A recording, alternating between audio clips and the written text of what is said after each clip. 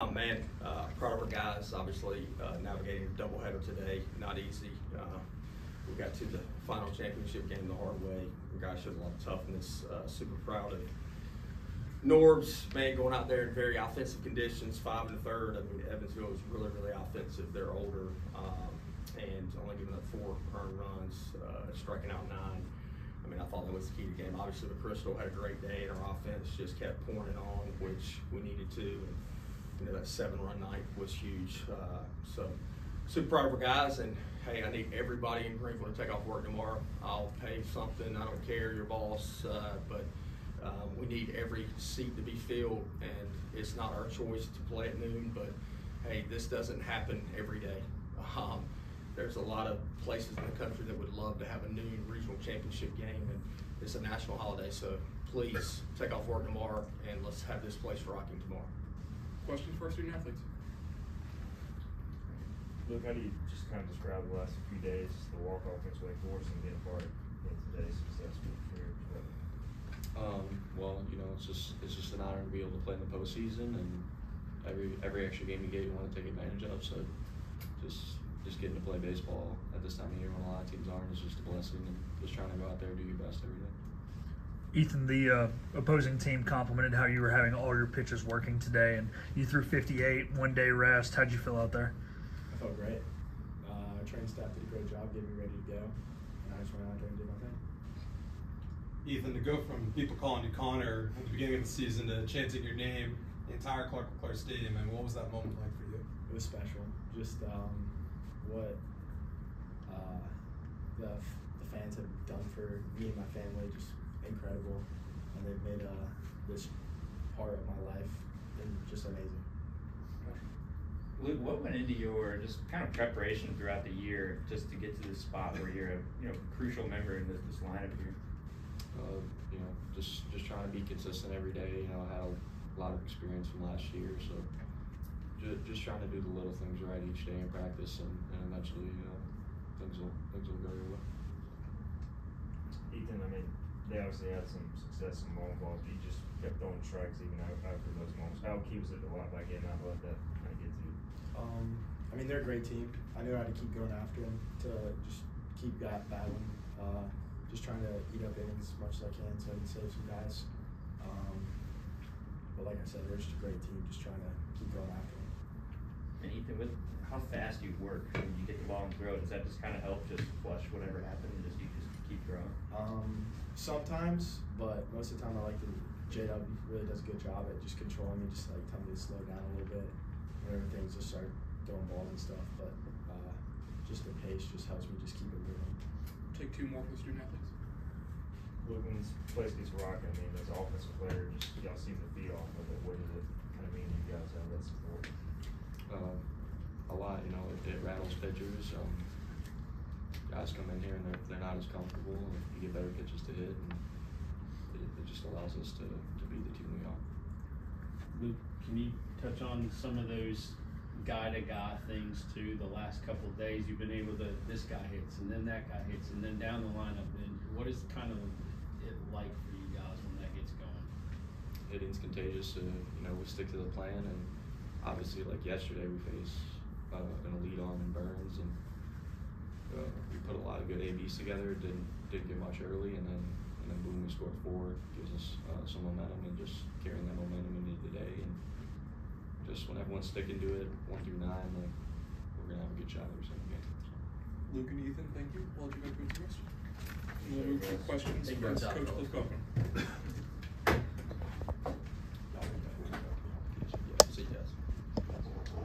Well, Cliff, between games, you talked about needing the offense to just kind of show up, and you guys score in 8 different innings and 19 hits. I mean, does that kind of answer the bell for you? Yeah, I mean, look, we're going to have to do that again tomorrow. Obviously, our pitching stink, especially when the wind's going out like it was tonight. You know, no league safe. Didn't really feel good about it until the bottom of the ninth when we were up 13. So, super proud of all of our guys that went out there today, but especially Jaden Winter, you know, settled in and was really good for 2 innings. Coach, before the 9th inning today, you guys had not scored more than 2 runs in an inning all day, despite having 22 runs. What do you think was going for the guys at the plate to stay that consistent? I don't even know if you had a 1-2-3 inning all day. I just thought the guys were really focused. We talked about it yesterday after facing Burns and how we stuck to an approach in 1 through 9, and we just made it hard on Burns. Like I said, it's an elite arm. The breaking ball is he looks like a fastball, and it's not a fastball. It's breaking like a foot. So once our guys got back into that, I thought we had missed that for a couple weeks, even at the conference tournament. So they've had a very focused intent with their approach, and we're going to need to do that again tomorrow. How do you balance, as coaches, trying to prepare for tomorrow and also getting the rest, with this short turnaround? I go, workload management is thrown out the window. So we're not in the NBA. So it's hey, show up tomorrow if you've got 4 hours of sleep. As I told him today, I said, hey man, you seniors can be tired. Hey, next year you can't be tired today. And some of the guys are playing banged up. Riley Johnson barely can run. I thought we were going to take him out of the game, and the Claunch is on deck, and there comes Riley Johnson. He's like, I'm good. I'm like, well, you've been going for 15 minutes in the training room, so I didn't know you were good. But he's a warrior. Starling's a warrior. Joey Barini. All those guys are going to be banged up all year, and they just keep playing. You've known Ethan for so many years. How have you kind of seen him grow from this high school kid to coming out and pitching the way he did tonight, helping set you guys up? Man, he's so much different than Connor. I hope Connor's going to listen to this, but he's one of the maturest freshmen I've ever been associated with as far as academically in the weight room, taking care of his arm care stuff at practice. Sorry, Connor, but Connor was not like that as a freshman. Coach Collin loses a lot of hair. So, but then he became a really good player, and he's a great player pro ball. And I wish somebody would give him an opportunity in the big leagues.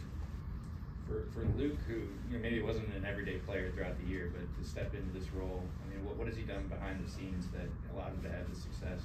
Luke's a worker, man, and I grabbed him 2 or 3 weeks ago, and I said, hey, just because the season hasn't gone the way you have wanted it to, or any of us, for him individually, I said, you got to keep working. Don't just cash the season in, because you could be a big piece to what we need. And Coach Lartigue and Packard have worked really hard with him, just with his approach. I just think last fall and early spring he's got out of himself, and he's trying to hit for more power, which is fine, but you want to still be able to use your speed tool and hit the ball on the ground and stuff. So, but he's put together some really, really competitive bats in the past couple of days.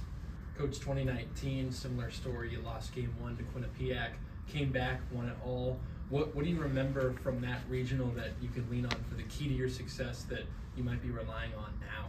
Well, it just takes a lot of toughness. It takes a lot of toughness from the coaching staff, the players, the athletic training staff, our strength coach, the grounds crew, the operations crew, the media. It's a grind on everybody.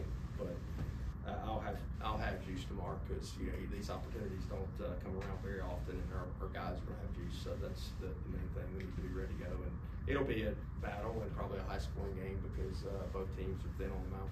We'll take 2 more for Coach. 17 days ago, Colby Wallace had never pitched in a college baseball game. What does it say about his maturity to come in and do this as a freshman and be in as many high-lever situations as he's been in? Seawall is also a mature freshman. Like I mentioned this to a lot of people, but he's a throwback. Like he could have played back when I played for Coach LeClaire. From the standpoint, he just shows up and goes to work every day. Doesn't talk a whole lot. Yes, sir. You tell him to work on something, got it. And he's super competitive.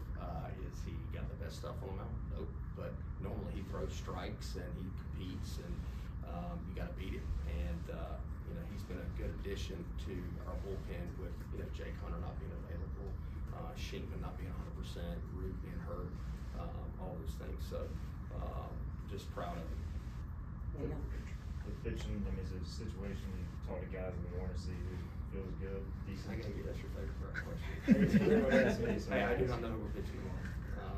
And Coach and I didn't either, so we're gonna huddle up and figure it out, and it's gonna be a lot of guys throwing tomorrow. Thank you, Coach. Thank you, guys.